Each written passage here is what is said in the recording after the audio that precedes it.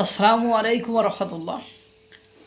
বাংলাদেশের সকল মিডিয়ার ইউটিউব চ্যানেলগুলো যখন একযোগে বলা শুরু করলো বা ভিডিও ছাড়া শুরু করলো যে ডোনাল্ড ট্রাম্পের সাথে নরেন্দ্র মোদির ফোনালাপ হয়েছে, নরেন্দ্র মোদি নাকি বলেছে যে ডোনাল্ড ট্রাম্পকে রাশিয়া থেকে তেল ক্রয় করা বন্ধ করে দিবে, আস্তে আস্তে বন্ধ করবে।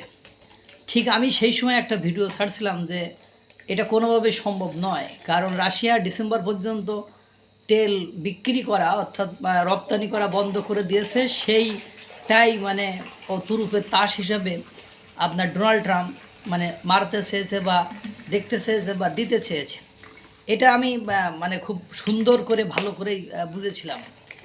ঠিক সেই নিউজটি আজকে প্রকাশিত হলো ভারতের এনডিটি মানে টিভির যে চ্যানেল, সেখানে বা সেই সংবাদ মাধ্যমে যে ভারত অর্থাৎ নয়াদিল্লি একটা রিপোর্ট বা প্রতিবেদন বা দিয়েছে যে আপনার নরেন্দ্র মোদির সাথে ডোনাল্ড ট্রাম্পের কোনো ফোনালাপ হয়নি এবং তেল কেনার প্রসঙ্গে কোনো আলোচনা হয়নি।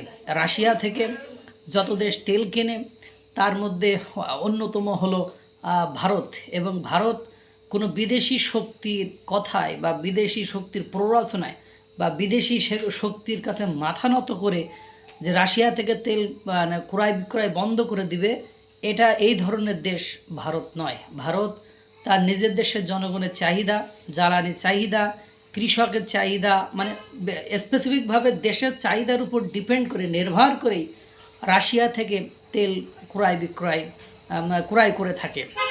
এখন ঘটনা হলো রাশিয়াকে ভারত যে পরিমাণ সাহায্য সহযোগিতা করে বা যে পরিমাণ সাহায্য সহযোগিতা করেছে, রাশিয়াও সেম ভারতকে সকল বিপদ থেকে রক্ষার জন্য হাত বাড়িয়ে দিয়েছে। মানে ভারত বিপদে পড়লে রাশিয়া বিপদে পড়ে, রাশিয়া বিপদে পড়লে ভারত বিপদে পড়ে। রিলেশনটা ঠিক এরকমই হয়েছে, এখানে একেবারে রেসিপ্রোকাল রিলেশনটাই হয়েছে। কিন্তু ঘটনা হলো ডোনাল্ড ট্রাম্প মানে এত বড় একটা মিথ্যাচার যে নরেন্দ্র মোদির সাথে তার ফোনালাপ হয়েছে এবং তিনি আশ্বস্ত করেছেন রাশিয়া থেকে তেল ক্রয় করা বন্ধ করে দেবে।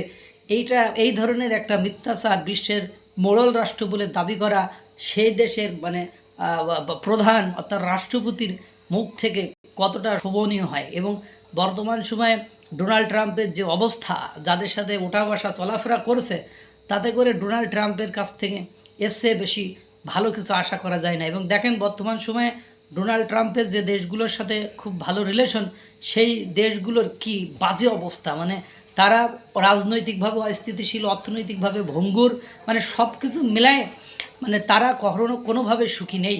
এই জন্য ভারতের ভালো লাগার এই একটা অন্যতম কারণ যে ডোনাল্ড ট্রাম্পের মধ্যে খ্যাপাটে, পাগলাটে এবং মানে অসত্য বলা পাবলিক, মিথ্যাচার করা ব্যক্তির সাথে অন্ততপক্ষে মানে ভারত রিলেশন রাখিনি। কারণ এই ধরনের পাবলিকের সাথে রিলেশন রাখলে রাতকে দিন, দিনকে রাত করতে পারে।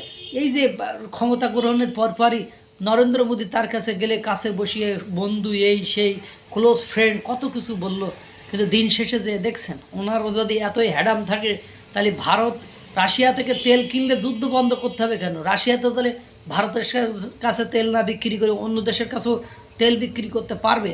তখন ওনার ফাইট করে বা ওনার মানে রাশিয়াকে ডিফেন্স বা রাশিয়াকে প্রতিহত করার মতো শক্তি এটা ওনার যে নেই, এটা দিয়েই প্রমাণিত হয়। এবং উনি যে একটা বড় ধরনের মিথ্যাচার করেছেন, মানে এটা মানে পুরো বিশ্বের কাছে একটা লজ্জাজনক পরিস্থিতির ক্রিয়েট করেছে। যে এত বড় একটা লজ্জার ঘটনা যে ফোন না করেও ফোন দিয়েছে, আশ্বস্ত করেছে, এই ধরনের কথা বলা নিতান্ত একটা পাগলামি ভণ্ডামি ছাড়া আর কিছুই নয়। এই জন্যই ভারতকে ভালো লাগে যে পাগল ভণ্ডদের তারা আশ্রয় প্রশ্রয় দেয় না। আল্লাহ তাআলা সকলকে ভালো রাখুক, সুস্থ রাখুক। আসসালামু আলাইকুম রহমতুল্লাহ।